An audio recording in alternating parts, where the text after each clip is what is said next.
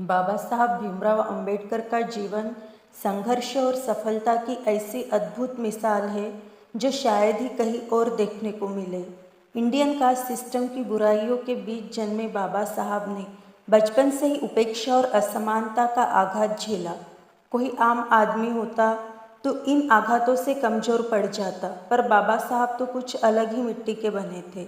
इन आघातों ने उन्हें वज्र सा मजबूत बना दिया। बाबा साहब भीमराव अंबेडकर के बारे में कुछ रोचक तथ्य आइए जानते हैं। फैक्ट नंबर 1, भीमराव अंबेडकर अपने माता पिता की 14वीं और आखिरी संतान थे। फैक्ट नंबर 2, डॉक्टर अंबेडकर के पूर्वज काफ़ी समय तक ब्रिटिश ईस्ट इंडिया कंपनी में एम्प्लॉय थे और उनके पिता ब्रिटिश इंडियन आर्मी में मॉ कंटोनेंट में तैनात थे। फैक्ट नंबर 3, बाबा साहब मुंबई के गवर्नमेंट लॉ कॉलेज में 2 साल तक प्रिंसिपल पद पर कार्यरत रहे। Fact number 4, doctor B.R. Ambedkar भारतीय संविधान की धारा 370 जो जम्मू कश्मीर को विशेष दर्जा देता था उसके खिलाफ थे। फैक्ट नंबर 5, बाबा साहब अंबेडकर विदेश जाकर अर्थशास्त्र की डिग्री हासिल करने वाले पहले भारतीय थे।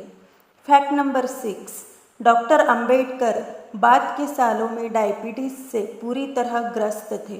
फैक्ट नंबर 7, डॉक्टर अंबेडकर ही एकमात्र भारतीय है जिनकी पोर्ट्रेट लंदन संग्रहालय में कार्ल मार्क्स के साथ लगी हुई है।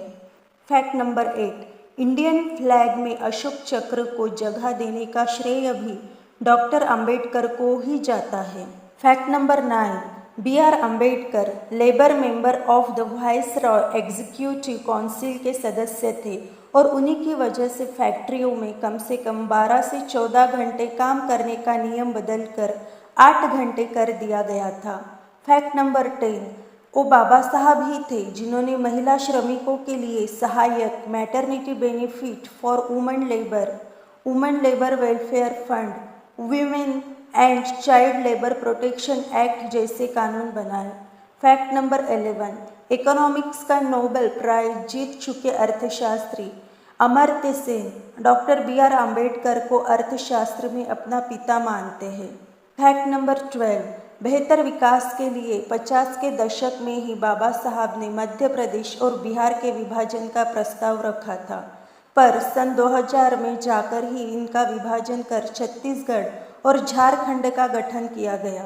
फैक्ट नंबर 13, विश्व का सबसे बड़ा धर्मांतर अपने लाखों अनुयायियों के साथ करने का श्रेय भी उन्हें ही जाता है। अपनी असीम इच्छा शक्ति और मेहनत के बल पर उन्होंने एक आधुनिक भारत के निर्माण में बहुत बड़ा योगदान दिया है। जय भीम।